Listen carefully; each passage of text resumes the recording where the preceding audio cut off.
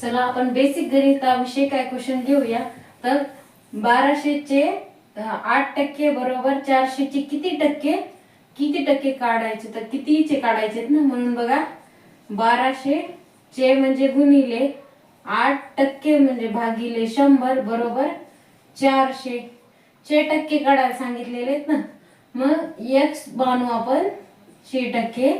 तर बघा हे 2 शून्य कटले, हे 2 शून्य कटले, तर हे 2 कटले, हे 2 कटले, किती राहिले आता 12 गुणिले 8 बरोबर 4 गुणिले x. गुणिलेचा x जशास तसा आला.